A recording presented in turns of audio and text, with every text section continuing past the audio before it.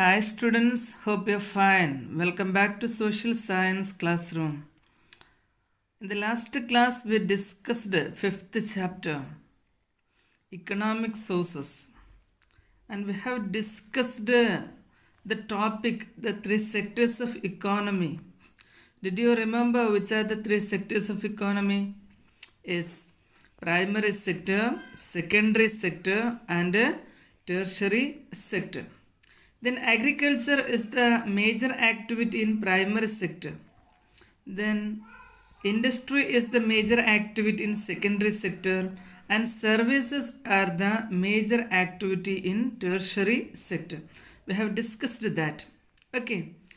After that we discussed the employment opportunities in different sectors. In that point we discussed that now also the most part of our labor force depends on primary sector. Now also 53.2% of total labor force depends on primary sector. And we have discussed what was the trend in employment opportunities, and we reached in conclusion that employment opportunities in primary sector decreasing and that of secondary and tertiary sector increasing. Okay. Supporting food grain production. അപ്പോൾ last പറഞ്ഞ point ഒന്ന് നോക്കാം. Last പറഞ്ഞ point എന്താണ്? ഇന്ത്യയിലെ കാർഷിക മേഖലയുടെ അല്ലെങ്കിൽ പ്രൈമറി സെക്ടറിൻ്റെ ഉൽപ്പാദനവും തൊഴിലവസരവും കുറഞ്ഞു വരുന്നു.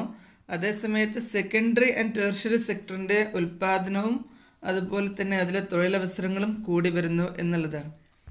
പ്രൈമറി സെക്ടറിലെ ഏറ്റവും പ്രധാനപ്പെട്ട ആക്ടിവിറ്റി അഗ്രികൾച്ചറാണ്, കൃഷിയാണ്. അഥവാ പ്രൈമറി സെക്ടറിലെ ഉൽപ്പാദനം കുറയുന്നു എന്ന് പറഞ്ഞാൽ അവിടെ ഏറ്റവും പ്രധാനമായി ഭക്ഷ്യ ഉൽപ്പാദനത്തിൽ മാറ്റം വരുന്നു, കുറയുന്നു എന്നുള്ളതാണ് അതിൽ നിന്ന് നമ്മൾ മനസ്സിലാക്കുന്നത്. ഓക്കെ, നമുക്ക് നോക്കാം. Food grain production. മനുഷ്യന് ജീവിക്കണമെങ്കിൽ ഏറ്റവും അനിവാര്യമായിട്ടുള്ള ഒന്നാണല്ലോ ഫുഡ്. നോക്കുക, ഇന്ത്യയിലെ ഭക്ഷ്യധാന്യങ്ങളുടെ ഉൽപ്പാദനം എങ്ങനെയാണ് എന്ന് നോക്കാം. India has been giving importance to the development of primary sector since independence. സ്വാതന്ത്ര്യം കിട്ടിയ അന്ന് മുതൽ തന്നെ ഇന്ത്യ പ്രാഥമിക മേഖലയ്ക്ക് വലിയ പ്രാധാന്യമാണ് നൽകി പോരുന്നത്.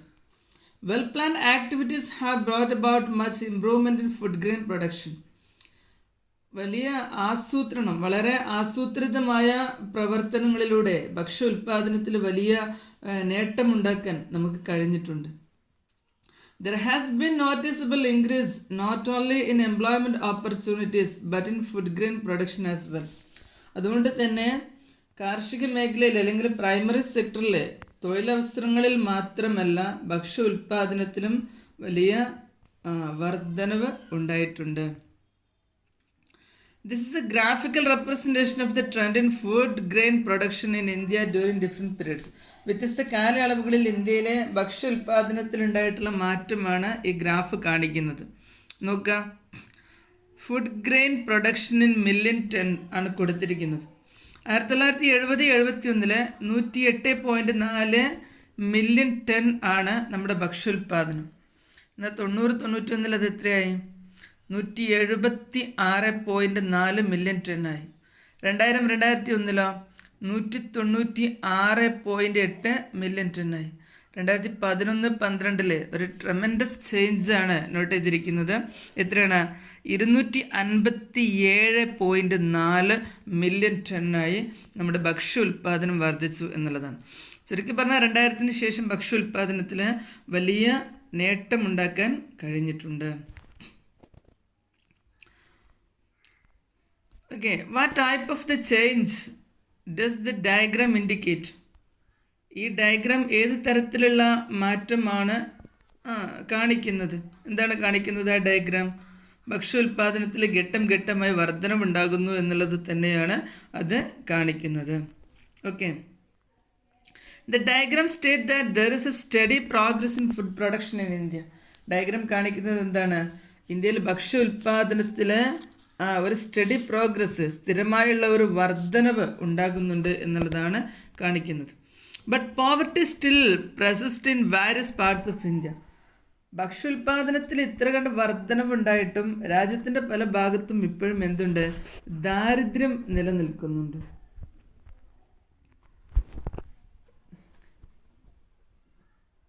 Even after the increase, various part of India, even after the increased food production, അല്ലേ, ഭക്ഷ്യോൽപാദനത്തിൽ ഇത്ര വർധനവ് ഉണ്ടായിട്ടും രാജ്യത്തിൻ്റെ പല ഭാഗങ്ങളിലും ദാരിദ്ര്യം നിലനിൽക്കുന്നുണ്ട്.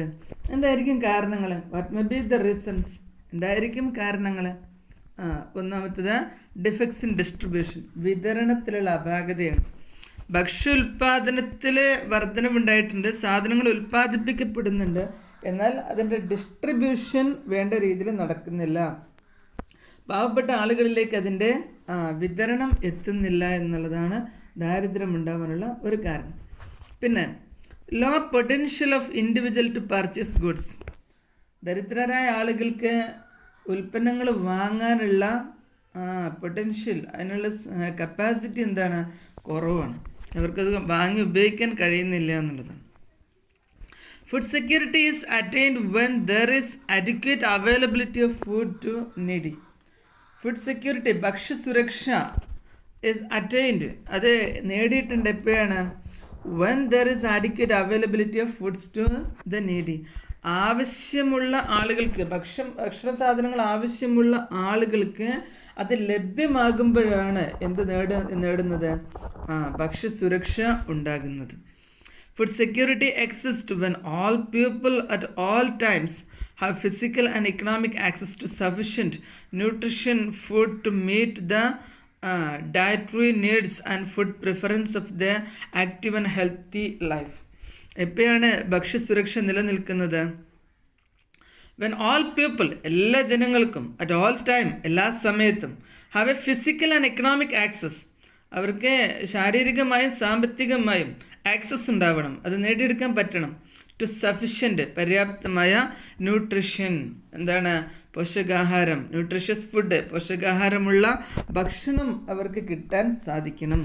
To meet the dietary needs, അവരുടെ ഭക്ഷ്യ ആവശ്യങ്ങൾ നിറവേറ്റപ്പെടാൻ. And food preference for active and healthy life, ആരോഗ്യമുള്ള ജീവിതം നയിക്കുന്നതിന് ആവശ്യമായ ഭക്ഷ്യ സാധനങ്ങൾ ലഭിക്കുന്നതിന് അവർക്ക് സാധിക്കണം. അപ്പോൾ എപ്പോഴാണ് ഭക്ഷ്യസുരക്ഷ ഉണ്ടാവുന്നത്? എല്ലാ ആളുകൾക്കും എല്ലാ സമയത്തും ആവശ്യമുള്ള പോഷകാഹാരവും ആവശ്യമുള്ള ഭക്ഷണ സാധനങ്ങളും ഒക്കെ ലഭ്യമാകുന്നതിനുള്ള സാമ്പത്തികവും ശാരീരികവുമായിട്ടുള്ള ഒരു ആക്സസ് ഉണ്ടാകുന്ന സമയത്താണ് അവിടെ എന്ത് നിലനിൽക്കുന്നത്? ഭക്ഷ്യസുരക്ഷ നിലനിൽക്കുന്നത്. ദാരിദ്ര്യം ഇല്ലാതിരിക്കണമെങ്കിലുള്ള ഏറ്റവും പ്രധാനപ്പെട്ട ഘടകമാണെന്ത്? ഭക്ഷ്യസുരക്ഷ ഉണ്ടാവുക എന്നുള്ളത്. By analysing the definition of food security, what conclusion do you arrive at? എങ്ങനെ നമുക്ക് ഫുഡ് സെക്യൂരിറ്റി അല്ലെങ്കിൽ ഭക്ഷ്യസുരക്ഷ എന്നുള്ളതിൽ എന്തൊരു കൺക്ലൂഷനിലേക്ക് എത്താൻ പറ്റും? എന്തെത്താൻ പറ്റും? All people should get food, എല്ലാ ജനങ്ങൾക്കും ഭക്ഷണം കിട്ടണം. Then food should be made available to all times, എല്ലാ സമയത്തും ഭക്ഷണം കിട്ടണം. ഭക്ഷണം നമുക്ക് ഓരോ സമയത്തും കിട്ടണ്ടേ? ഇന്ന് മാത്രം കിട്ടിയതുകൊണ്ട് കാര്യമില്ലല്ലോ, അല്ലെങ്കിൽ ഒരു സമയത്ത് മാത്രം കിട്ടിയതുകൊണ്ട് കാര്യമില്ല. എല്ലാ സമയത്തും ഭക്ഷണം കിട്ടണം. പിന്നെ എന്തൊക്കെ പോയിന്റുകൾ നമുക്കങ്ങനെ അതിൽ പറയാൻ പറ്റും? ദരിദ്രരായ ആളുകൾക്ക് അതിന് ഇക്കണോമിക്കലി അവർ ആക്സസ് ആയിരിക്കണം. അതുപോലെ തന്നെ വില കുറഞ്ഞ വിലയിൽ ഭക്ഷ്യസാധനങ്ങൾ ജനങ്ങൾക്ക് ലഭ്യമാകണം. പിന്നെ പൊതുവിതരണ സംവിധാനത്തിലൂടെ, ഇത് വാങ്ങാൻ കഴിയാത്ത ആളുകൾക്കൊക്കെ പൊതുവിതരണ സംവിധാനത്തിലൂടെ അഥവാ പബ്ലിക് ഡിസ്ട്രിബ്യൂഷൻ സിസ്റ്റം, റേഷൻ കടയിലൂടെയൊക്കെ അവർക്ക് ആവശ്യമായ ഭക്ഷ്യസാധനങ്ങൾ ലഭിക്കണം. അങ്ങനെയൊക്കെ വരുമ്പോഴാണ് നമുക്ക് ഫുഡ് സെക്യൂരിറ്റി ഉണ്ട്, ഭക്ഷ്യസുരക്ഷയുണ്ട് എന്ന് പറയാൻ സാധിക്കുകയുള്ളൂ. ഓക്കെ, ഇനി ഇവിടെ ഒരു ബോക്സ് കൊടുത്തിട്ടുണ്ട് അല്ലേ? പോവർട്ടി എന്താണ്? As per the recommendation of the planning കമ്മീഷൻ്റെ ശുപാർശ പ്രകാരം the people in urban areas whose intake of nutritious food is less than 2100 calories, and thus in rural areas whose intake of nutritious food is less than 2400 calories experience poverty. എന്താ പറഞ്ഞിട്ടുള്ളത്? നമ്മുടെ ആസൂത്രണ കമ്മീഷൻ്റെ കണക്ക് പ്രകാരം, പ്ലാനിംഗ് കമ്മീഷൻ്റെ കണക്ക് പ്രകാരം അല്ലെങ്കിൽ അവരുടെ നിർദ്ദേശപ്രകാരം എന്താണ്, നഗരപ്രദേശങ്ങളിൽ 2100 കലോറി കിട്ടാത്ത ആളുകൾ, അതുപോലെ ഗ്രാമപ്രദേശങ്ങളിലാണെങ്കിൽ 2400 കലോറി ഫുഡ് കിട്ടാത്ത ആളുകളൊക്കെ എന്താണ്, ദരിദ്രരാണ് എന്ന്, അവരൊക്കെ നമുക്ക് ദരിദ്രരായി കണക്കാക്കാമെന്നാണ് പ്ലാനിംഗ് കമ്മീഷൻ പറഞ്ഞിട്ടുള്ളത്. ദ എക്കണോമിക് സർവേ 2011-12 2011-12 സാമ്പത്തിക സർവേ സ്റ്റേറ്റ് ദാറ്റ്, അതെന്താണ് കണ്ടെത്തിയിട്ടുള്ളത്, the percentage of poverty in India is 29.8. ഇന്ത്യയിലെ ദാരിദ്ര്യത്തിൻ്റെ ശതമാനം എത്രയുണ്ട്, 29.8% ഇന്ത്യയിലെ ദാരിദ്ര്യം. ഏകദേശം 35 കോടി ജനങ്ങളോളം ഇന്ത്യയിൽ എന്താണ്, ദരിദ്രരാണ് എന്നുള്ളതാണ് 2011-12 വർഷത്തെ സാമ്പത്തിക സർവേ കാണിക്കുന്നത്. ഏകദേശം 120 കോടി ജനങ്ങളില്ലേ ഇന്ത്യയിൽ. അപ്പോൾ അതിൻ്റെ 29.8% എന്ന് പറയുമ്പോൾ 30 കോടിയിലധികം വരും. അപ്പോൾ അത്രയും ആളുകൾ നമ്മുടെ രാജ്യത്ത് 30 കോടിയിലധികം ആളുകൾ ഈ പറയുന്ന കാറ്റഗറി പ്രകാരം, അഥവാ നഗരപ്രദേശത്ത് അർബൺ ഏരിയയിൽ 2100 കലോറി കിട്ടാത്തവരാണ്, ഗ്രാമപ്രദേശത്ത് 2400 കലോറി കിട്ടാത്തവരാണ് എന്നാണ് കണക്ക്. Bihar with the highest of 53.5, ഏറ്റവും കൂടുതൽ ദരിദ്രരുള്ളത് എവിടെയാണ്, ബീഹാറിലാണ്. എത്രയാണ്, 53.5% ആളുകൾ അവിടെ ദരിദ്രരാണ്. ഹിമാചൽ പ്രദേശ് വിത്ത് ലോവസ്റ്റ് ഓഫ് 9.5, ഏറ്റവും കുറവ് ദരിദ്രരുള്ളത് എവിടെയാണ്, ഹിമാചൽ പ്രദേശിലാണ്. എത്രയാണ്, 9.5%. Kerala has A poverty rate of 12%. കേരളത്തിൽ എത്രയാണ് ദാരിദ്ര്യത്തിൻ്റെ ശതമാനം, കേരളത്തിലെ 12% ദരിദ്രരായിട്ടുള്ള ആളുകൾ.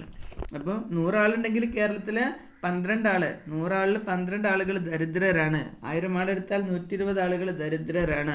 100,000 ആളുകൾ എടുത്തു കഴിഞ്ഞാൽ 12,000 ആളുകൾ ദരിദ്രരാണ്. അതാണ് എൻ്റെ കണക്ക്, നമ്മുടെ കേരളത്തിലെ കണക്ക്.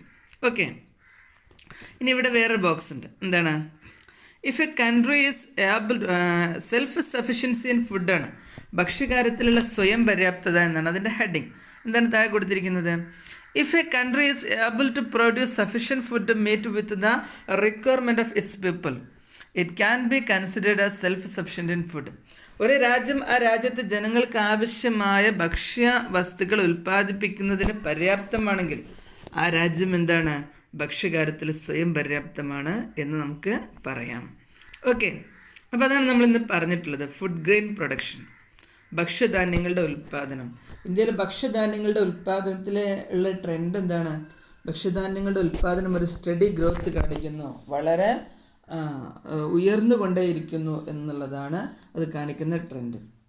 ഇനി ഇതിലുള്ള ഒരു പാരഡോക്സ് എന്താണ്, ഒരു വൈരുദ്ധ്യം, ഭക്ഷ്യധാന്യങ്ങളുടെ ഉൽപ്പാദനം കൂടുന്നുണ്ട് പക്ഷെ ദാരിദ്ര്യം വീണ്ടും നിലനിൽക്കുന്നു എന്നുള്ളതാണ് ഇവിടെയുള്ള ഒരു പാരഡോക്സ്. ശരിക്കും ഭക്ഷ്യധാന്യങ്ങളുടെ ഉൽപ്പാദനം കൂടുന്നതിനനുസരിച്ച് ദാരിദ്ര്യം ഗണ്യമായിട്ട് കുറയണം. പക്ഷെ ദാരിദ്ര്യം കുറയുന്നതിൽ അത്ര ഒരു പുരോഗതി ഇല്ല എന്നുള്ളതാണ് കാണാൻ പറ്റുന്നത്.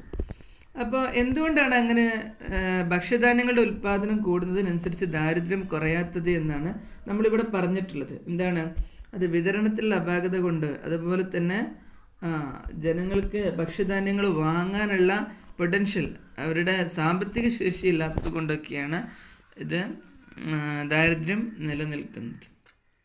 ഓക്കെ, അപ്പോൾ ഫുഡ് സെക്യൂരിറ്റി ഉറപ്പുവരുത്തുക എന്നുള്ളത് ഒരു ഗവൺമെൻറ്റിനെ സംബന്ധിച്ചിടത്തോളം ഉള്ള ഒരു പ്രധാനപ്പെട്ട കർത്തവ്യമാണ്. ഭക്ഷ്യസുരക്ഷ ഉറപ്പുവരുത്തുക എന്നുള്ളത് ഗവൺമെൻറ്റിൻ്റെ വളരെ പ്രധാനപ്പെട്ട ഒരു ഉത്തരവാദിത്വമാണ്. ഓക്കെ, സബഡിങ് പോവർട്ടി അലീവിയേഷൻ പ്രോഗ്രാംസ്, ദാരിദ്ര്യ നിർമ്മാർജ്ജന പരിപാടികൾ. പോവർട്ടി അലീവിയേഷൻ പ്രോഗ്രാം, ദാരിദ്ര്യ നിർമ്മാർജ്ജന പരിപാടികൾ. അപ്പോൾ നമ്മുടെ രാജ്യത്ത് ഒരുപാട് ദരിദ്രരായ ആളുകളുണ്ട്.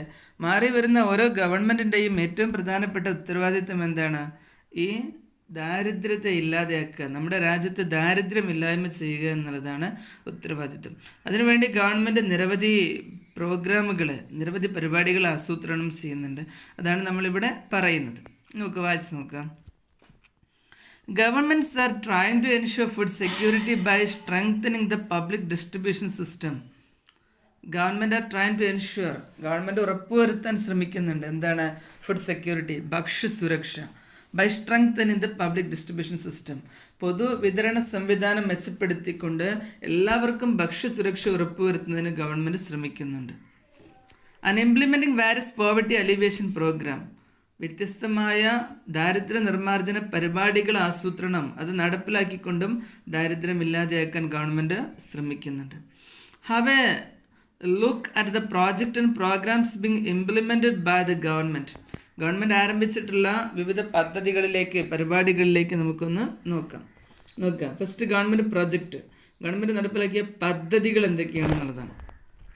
ദെൻ ഇവിടെ ഗവൺമെൻറ് പ്രോഗ്രാംസ്, ഗവൺമെൻറ് നടപ്പിലാക്കിയ പ്രോഗ്രാമുകൾ അല്ലെങ്കിൽ പരിപാടികൾ എന്തൊക്കെയാണെന്നുള്ളതാണ്. എന്താണ് പ്രോഗ്രാമും പ്രോജക്റ്റും തമ്മിലുള്ള വ്യത്യാസം?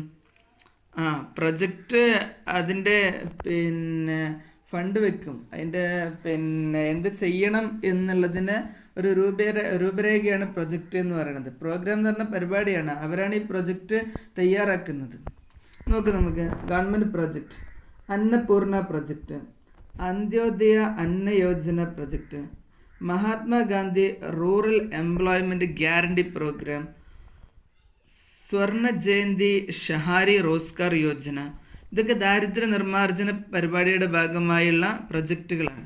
ഇനി programmes, integrated child development programme, then mid day meals programme at school, national rural livelihood mission. അതൊക്കെ വിവിധ പരിപാടികളാണ്. അപ്പോൾ ഇങ്ങനെ പ്രൊജക്റ്റുകൾ അതുപോലെ തന്നെ പ്രോഗ്രാമുകളൊക്കെ ഗവൺമെൻറ് നടപ്പിലാക്കിയത് എന്തിനു വേണ്ടിയിട്ടാണ്? ദാരിദ്ര്യം ഇല്ലാതെയാക്കാൻ, അഥവാ പോവർട്ടി അലിവിയേഷന് വേണ്ടിയിട്ടാണ്. നോക്കാം വിവിധ പരിപാടികൾ എന്താണ് അതിൻ്റെ ഉദ്ദേശ ലക്ഷ്യങ്ങൾ നോക്കാം. ഒന്ന്, സ്വർണ്ണ ജയന്തി ഷഹാരി റോസ്ഗാർ യോജന, ഒരു ദാരിദ്ര്യ നിർമ്മാർജ്ജന പരിപാടിയാണ് എന്ത്, സ്വർണ്ണ ജയന്തി ഷഹാരി റോസ്ഗാർ യോജന. അതിൻ്റെ ലക്ഷ്യം എന്താണ്? Beneficial to the unemployed in urban areas, നഗരപ്രദേശത്തെ തൊഴിലില്ലാത്ത ആളുകൾക്ക് തൊഴിൽ നൽകുന്നതിന് വേണ്ടിയിട്ടുള്ള ഒരു പ്രോഗ്രാമാണെന്ത്, Swarna Jayanti Shahari Rozgar Yojana. Encourages self employment, കൂലിപ്പണിയല്ല സ്വയം തൊഴിലാണത് പ്രോത്സാഹിപ്പിക്കുന്നത്. അപ്പോൾ നിങ്ങൾ താമസിക്കുന്നത് ഒരു നഗരപ്രദേശത്താണ്, നിങ്ങളൊരു തൊഴിൽ രഹിതനാണ്, നിങ്ങൾക്കൊരു പുതിയ സംരംഭം തുടങ്ങാൻ ആഗ്രഹിക്കുന്നുണ്ട് എങ്കിൽ ഈ പദ്ധതി പ്രകാരം നിങ്ങൾ സർക്കാരിലേക്ക് അപേക്ഷിച്ച് കഴിഞ്ഞാൽ ആ പദ്ധതി തുടങ്ങാൻ ആവശ്യമായിട്ടുള്ള ഫണ്ട് ആര് തരും? ഗവൺമെൻറ് തരും. അതാണ് സ്വർണ്ണ ജയന്തി ഷഹാരി റോസ്ഗാർ യോജന. പിന്നെ ഇവിടെ mid day meals programme, mid day meals എന്ന് പറഞ്ഞാൽ ഉച്ചഭക്ഷണ പദ്ധതിയാണ്. Beneficial to the students up to 8th standard in all government and aided school. Government aided സ്കൂളുകളിലെ 8ാം ക്ലാസ് വരെയുള്ള കുട്ടികൾക്ക് ഉച്ചഭക്ഷണം കൊടുക്കാനുള്ള പദ്ധതിയാണിത്, mid day meal programme. Government aided സ്കൂളുകളിൽ പഠിക്കുന്ന കുട്ടികൾക്ക് 8ാം ക്ലാസ് വരെയുള്ള കുട്ടികൾക്ക് ഉച്ചഭക്ഷണം കൊടുക്കാനുള്ള പദ്ധതിയാണ് mid day meals programme. Ensure nutritious food through school, സ്കൂളുകളിലൂടെ പോഷകാഹാരമുള്ള ഭക്ഷണം നൽകുക എന്നുള്ളതാണ് അതിന് വേണ്ടിയിട്ടുള്ളൊരു പദ്ധതിയാണത്. നാഷണൽ റൂറൽ ലൈവ്ലിഹുഡ് മിഷൻ എന്തിനുള്ളതാണ്? National rural livelihood mission provide assistance to the self help group, സ്വയം സഹായ സംഘങ്ങൾക്ക് അസിസ്റ്റ് ചെയ്യാനുള്ളതാണ്, അതിന് സഹായങ്ങൾ നൽകാനുള്ളതാണ്. സ്വയം സഹായ സംഘങ്ങൾ എന്ന് പറഞ്ഞു കഴിഞ്ഞാൽ കുടുംബശ്രീ യൂണിറ്റുകളൊക്കെയാണ് സ്വയം സഹായ സംഘങ്ങളുടെ ഭാഗമായി വരുന്നത്, അവരെ സഹായിക്കാനുള്ളതാണ്. Provide financial aid through bank loans and subsidies, ഇത്തരം സ്വയം സഹായ സംഘങ്ങൾക്ക് ബാങ്ക് ലോണായിട്ടും സബ്സിഡി ആയിട്ടും സാമ്പത്തിക സഹായങ്ങൾ നൽകുക എന്നുള്ളതാണ് ഏത് പ്രോഗ്രാമിൻ്റെ ലക്ഷ്യം? നാഷണൽ റൂറൽ ലൈവ്ലിഹുഡ് മിഷൻ്റെ ലക്ഷ്യം. The next, integrated child development programme, integrated child development programme, സംയോജിത ശിശു വികസന പരിപാടി എന്ന് പറയും. അംഗനവാടിയൊക്കെ കേട്ടിട്ടില്ല, അതാണ്. ഇംപ്ലിമെൻറ്റ് ത്രൂ അംഗൻവാടീസ്, അംഗൻവാടികളിലൂടെയാണ് ഈ പദ്ധതി നടപ്പിലാക്കുന്നത്. Children's below 6 years of age, pregnant women, lactating mothers, lactating mothers are the beneficiaries. എന്താണ്?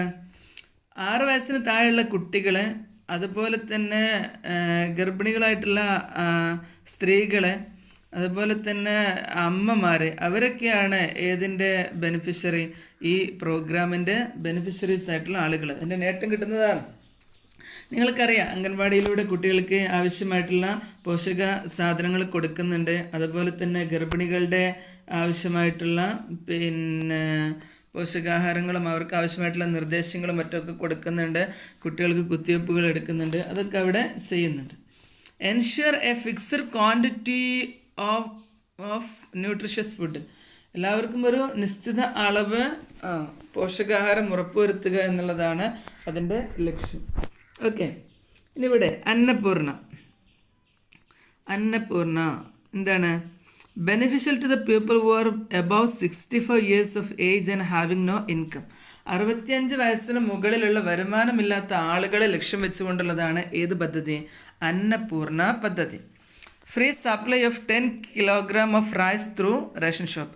അവർക്ക് റേഷൻ കടകളിലൂടെ 10 കിലോ അരി സപ്ലൈ ചെയ്യുന്നതാണ് ഈ അന്നപൂർണ പദ്ധതി. അപ്പോൾ വൃദ്ധരായിട്ടുള്ള ആളുകൾക്ക് അവരെ നോക്കാൻ ആളില്ല, അതുപോലെ തന്നെ അവരുടെ കയ്യിൽ വരുമാനമൊന്നും ഇല്ലെങ്കിൽ അവർക്ക് റേഷൻ കടകളിലൂടെ 10 കിലോ അരി വിതരണം ചെയ്യുന്ന പദ്ധതിയാണിത്. ദെൻ അന്ത്യോദയ അന്ന യോജന. ആരാണ് beneficial to the poorest families below the poverty line. ദാരിദ്ര്യ രേഖയ്ക്ക് താഴെയുള്ള കുടുംബങ്ങളെ ലക്ഷ്യം വെച്ചുകൊണ്ടുള്ള പദ്ധതിയാണിത്. Supply of 35 kilogram rice. 35 kilo അരിയാണ് കൊടുക്കുന്നത്. ആൻഡ് വീറ്റും ഉണ്ട്. At the rice rate of ₹3 and ₹2 per month respectively. അരി കിലോഗ്രാമിന് 3 രൂപ നിരക്കിലും വീറ്റ് ഗോതമ്പ് കിലോഗ്രാമിന് 2 രൂപ നിരക്കിലും 35 കിലോഗ്രാം റേഷൻ കടകളിലൂടെ വിതരണം ചെയ്യുന്ന ഒരു പദ്ധതിയാണിത് അന്ത്യോദയ അന്ന യോജന. ആർക്കാണിത് വിതരണം ചെയ്യുന്നത്?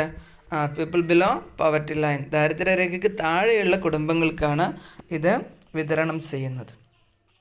Then Mahatma Gandhi rural employment guarantee programme. Mahatma Gandhi employment guarantee പ്രോഗ്രാമാണ് അടുത്തത്. ആരാണ്? Beneficial to those who are healthy and willing to work. ജോലി ചെയ്യാൻ കഴിവുള്ള എല്ലാവരെയും ഉദ്ദേശിച്ചു കൊണ്ടുള്ളതാണ് ഈ പദ്ധതി. Guarantees 100 days of employment. ഒരു വർഷത്തിൽ 100 വർഷത്തെ ജോലിയാണ് ഇതിലൂടെ ഉറപ്പ് നൽകുന്നത്.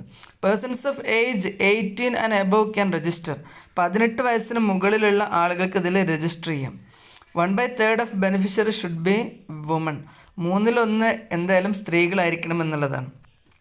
ഇത് നിങ്ങൾക്കൊക്കെ ഫെമിലിയറാണ്. നമ്മുടെ നാട്ടിലുള്ള ഏത് പദ്ധതിയാണിത്? തൊഴിലുറപ്പ് പദ്ധതി എന്ന് പറഞ്ഞാൽ കേട്ടില്ലേ? ആ തൊഴിലുറപ്പ് പദ്ധതിയാണ് മഹാത്മാഗാന്ധി എംപ്ലോയ്മെൻറ്റ് ഗ്യാരണ്ടി പ്രോഗ്രാം. ആർക്കാണിത് കിട്ടുക?